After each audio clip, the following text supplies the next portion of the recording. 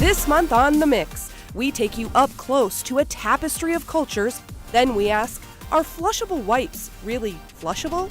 We celebrate the gift of life. And finally, head out and about on the great Mississippi River. The Mix starts right now.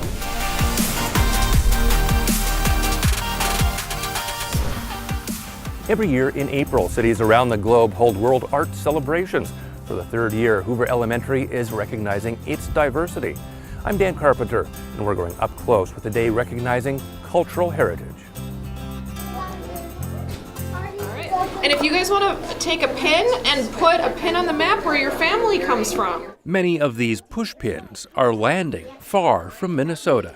Down, down, down, right? See right there, Sydney? Yep. A connection to these places remains strong, even if some students at Hoover Elementary have never known them. We are from Sweden and Germany. I'm not. Yes, your ancestors are. This World Art Celebration has brought together a tactile experience for Hoover Elementary students and their families. We know that many of our families are here and they're their third, fourth, fifth, 10th generation, and some people are new arrivals to our country. So it's just really cool to remember that even if you really consider yourself American and embrace American culture, you might still eat lefse at Christmas because we're Scandinavian. Food is one way of experiencing culture. It's green. Through new flavors. It tastes like rotten egg. Mixed reactions. The Swedish fish were a hit, as well as the fried egg flavored potato chips. Seaweed and sauerkraut were less popular. I only smelled it, and since I'm very picky with eating things, I hated it. They try everything once. Food is just one way Hoover Elementary families shared their cultural heritage with others. These tables allowed students to share where they come from through art. The more people understand each other, I think the more accepting they are of each other about the differences. They learn about them and they're less likely to be afraid or misunderstand them. One fold at a time. Animals come to life at the hands of students practicing origami, a Japanese art form. It's pretty easy for me. Just down the hall, We're making tangram puzzles. 7 shapes come together to make animals. It's a cat. A puzzle brought to Europe from China during the Tang Dynasty. It's definitely a fun way to kind of bring in different cultures and the unique history that goes along with tangrams. So, you know, it's a tradition that we want to try and keep alive. We're going to take a little world tour. The highlight of the World Art Celebration every year The embroidery is hand-stitched by Hmong female elders. is the multicultural fashion show. When the kids walk through the door each morning, they're usually dressed like their peers. This is a time for them to shine and to really feel proud, and you can see that pride on their face. This year, traditional clothing from 13 countries were represented. Some kids don't realize that there are other students in this building that come from the same cultural background and have this similar heritage. So when we all come together for the fashion show and they kind of gasp, oh, you're from Liberia too? You're from Nigeria too? Yasmin Ali is representing Ethiopia with a dress made from fabric imported from Nigeria. You can wear these to weddings and like celebrations, and when you spend time with your family, you can just wear it. Yasmin watched her mom make the dress. She's teaching me a lot. Eager to learn. But Yasmin, she never know Africa. She never. Yeah, I was born in Minnesota. I was really surprised that once we started doing the fashion show, that families put so much into it, you know, getting the special clothing just for the event and or making their clothing. Parents represented their home countries too. Today I'm wearing our West Africa traditional outfit. Her daughters were born in Minnesota, but their family is originally from Togo in Africa. Since they was born here, I let them know that how we dress Africa. At Hoover Elementary, more countries are represented every year. The demographics are swiftly changing. which is great. We love to see the diversity. I think that it's wonderful for our students to have that exposure. A night of new cultural experiences these educators hope will leave a lasting impression. For me, I hope it cultivates in them a sense of adventure and wanting to travel and see the world. A Coon Rapids Elementary School celebrating its diversity and the cultural connections that span the world's continents. I'm Dan Carpenter, bringing you up close to art, history, and culture.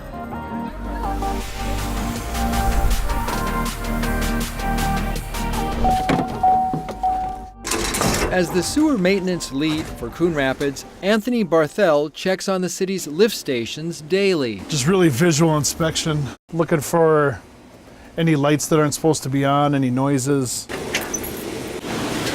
There are 16 lift stations in all, and together they are a vital part of the city's sewer system. This is sanitary sewer coming into the station. After you flush a toilet or use water from the sink, it goes down the drain and into a sewer line, which then carries the wastewater by gravity to a lift station. It's a huge area that it picks up.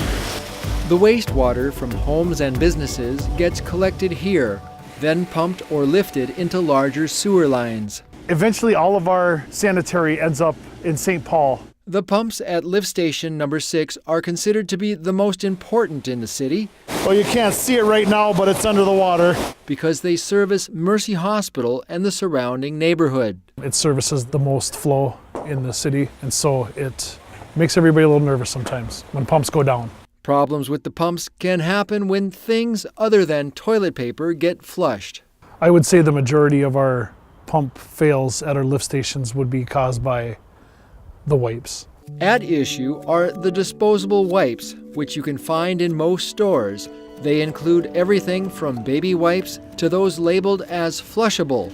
They've been reportedly clogging sewer systems around the globe. They don't break down in the sewer system, and then they get clogged in our lift stations and cause a lot of problems. Utilities supervisor Corey Jorgensen demonstrated for us the problem with wipes. When you can take toilet paper in the water and put it in, and we can show how it breaks up pretty easily. You know, usually you can spin it, and as it goes down the sewer system, it breaks into pieces, and it'll flow through our lift stations, and it'll go through the pumps because it dissolves and breaks up. And then there's many different types of wipes that they're called flushable or disposable, and then when we put those in the water sewer system, we like to show how they don't break down at all. And we've left them in water for 6-8 weeks, and they still stay like a full rag or towel, and they're what gets snaggled in the bottom of the lift station pumps. Even though they say flushable, they truly are not, and they don't dissolve and break up. This is a spare pump for our lift station that services the hospital. And it's here where flushable wipes become a problem. See how this will spin freely like this.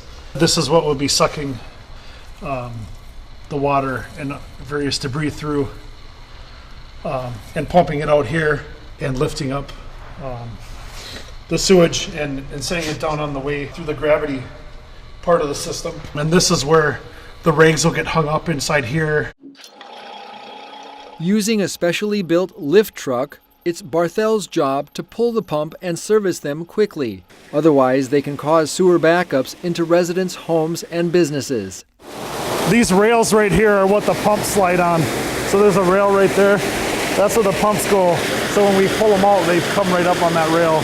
We have to get those rags out. Sometimes we have to use pliers, knives, whatever, to cut them off. And then eventually it can't pump anymore, and it has a feature where it'll fail and it'll give us an alarm. So how many times a year are flushable wipes a problem in Coon Rapids? At least 25 to 30 times per year we have to pull a pump because of it. Fortunately, actual backups and damage do not happen as often. Crews can get there, pull the pump, and get it serviced quickly. The next time you reach for a wipe, despite what it says on the package, after you use it, throw it in the trash. Barthel has a final word of advice for residents. If you ever have an issue with your sewer backing up in your house, you should always call us first, so we can check our main lines to make sure the problem isn't on our end and we can fix it. And when it comes to using the toilet, remember the 3 Ps. Pee, poop, and toilet paper are the only things that should be flushed down a toilet. If it's not toilet paper, throw it in the trash. Next up, Steve Erickson is on the trail to finding good.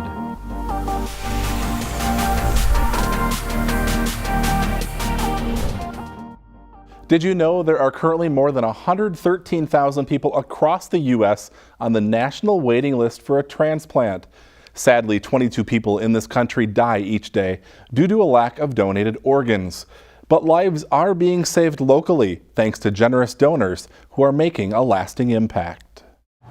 Kermit Thorson, Michaela Peters, Dan Fink.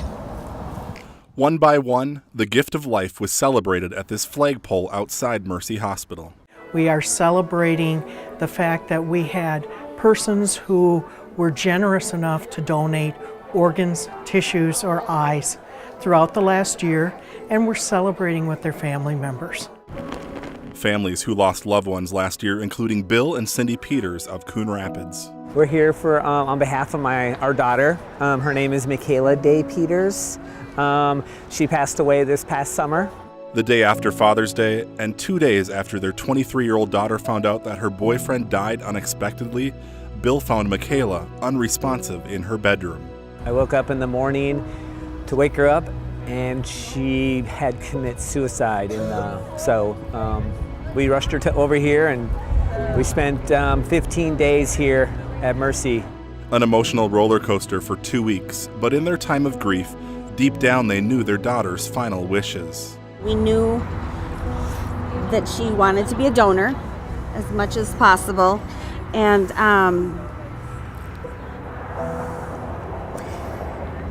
we knew that what kind of lifestyle she would want when we had to make that decision, how severe she'd be impaired and things like that. So knowing what she wanted helped us immensely in making that decision. Because your loved ones gave a great gift at a critical time in their life for the benefit of another person also in a critical time. And this final act of charity and love is a testimony to their life, and they have quite literally given the gift of new life to another person. What a great thing. Out of sadness and grief for those at the end of life, new life begins for others in need, including Emma Cooley of Ham Lake, who needed a liver transplant in her first year of life.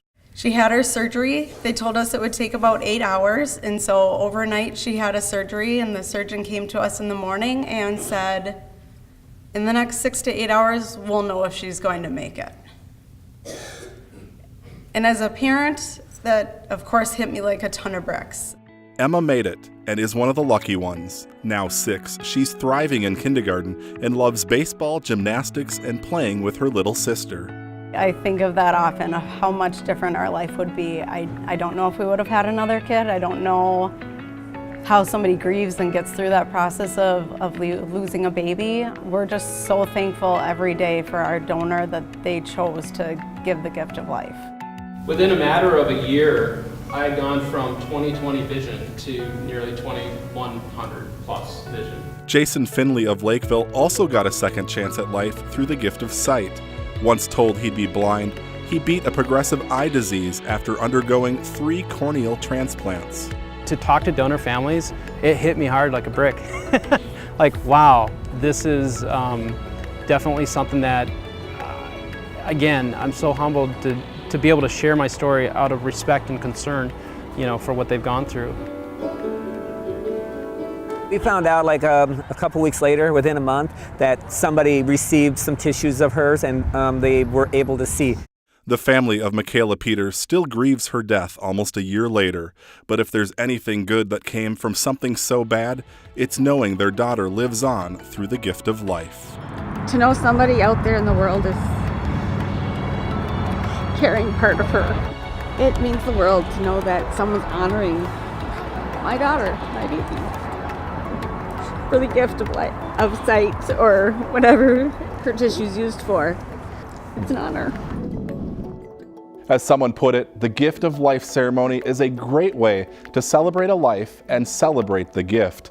It's the 4th year the hospital has organized the event. As for organ donation, a bit of good news. Donor designation on Minnesota driver's licenses has risen to 69%.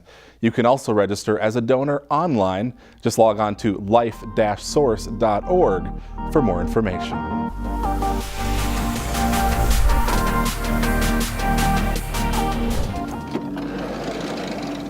The life jackets are on. The kayaks are out.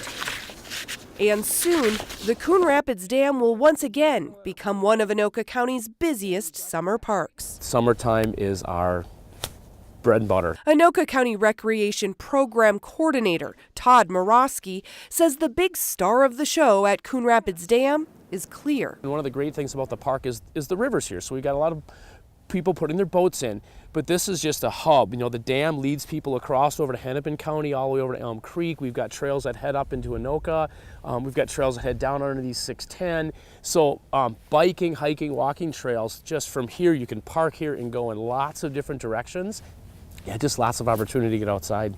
There are dozens of classes, camps, and programs you can sign up for through Anoka County Parks and Recreation. Well done. Many that take you out onto the Mississippi River. Yeah, it's such a great resource. Among them, kayaking is historically one of the county's most popular activities. Your hands will be a little further than shoulder width apart on that black material. Okay. Yep, perfect. With Todd's guidance, watch your blade angle. I got to take this season's maiden trip out in the lagoon above the dam. We're gonna slide you in. All right, let's do it. Let's go paddle. Great, yeah, you look very stable, perfect. On the Mississippi. Hey, we're paddling. Todd has years of experience. Head up, watch where you're going. Introducing park goers to the art of paddling. With some basic instruction, I can get people that have never been on a boat before or ever held a paddle before out of the water safely, maneuvering their boat, so it's not frustrating. Kayaking is really easy to do. Yeah, whenever we do paddling sports, canoeing, kayaking, and paddleboarding, instead of just using our little arm muscles that are maybe not as in shape as for all of us as they should be, to get some torso rotation, which means you're engaging your core muscles, your chest and your stomach and your back. So we talk about with kayaking, the paddler's box, your two hands and your shoulders. If you paddle all arms, your box becomes a triangle. So the box still stays somewhat intact, but you don't want a triangle.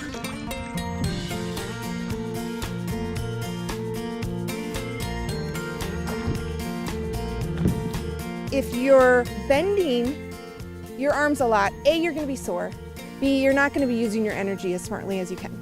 And we have all these big, strong chest, stomach, and back muscles. So if we get a little what we call torso rotation, and we don't bend the arm as much, our box still stays intact, which shows us that we've used those core muscles. It's a much more powerful stroke than just using our arms, and it's much more efficient use of our energy. It allows us in this touring, recreational kayaking world to go out and paddle nice and leisurely for a couple hours.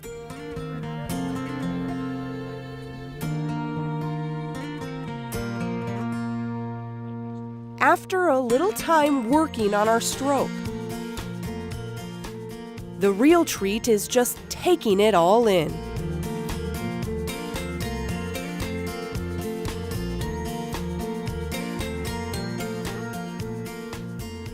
To get out on the river really changes your view. You obviously get a visual of, that you don't normally get unless you're out on the river. To be on the water level and, watch the birds fly by and, see fish jump out of the water and, to be on the river and experience it firsthand, dip your hands in the water, is just different than even walking along the Mississippi. Anoka County Parks and Recreation tailors programs to all ages and abilities with a belief the power of the Mississippi offers a little something for everyone. Just that whole recreating the mind, it's just a stress reliever, and it's, outside time is great anyway, but when you can be in a kayak and getting a little physical exercise and then just refreshing the mind, recreating the mind, that's what we're all about. Intro to Kayaking is just one of the many recreation programs available this summer. You can see a full brochure of options at Anoka County Parks website. Summer programs run from the end of May all the way through August. At the Coon Rapids Dam, out on the water, I'm Jennifer Anderson, out and about. Do you have an idea you'd like to see on The Mix? Drop us an email at themix@ctncoonrapids.com. Thanks for watching. We'll see you next time.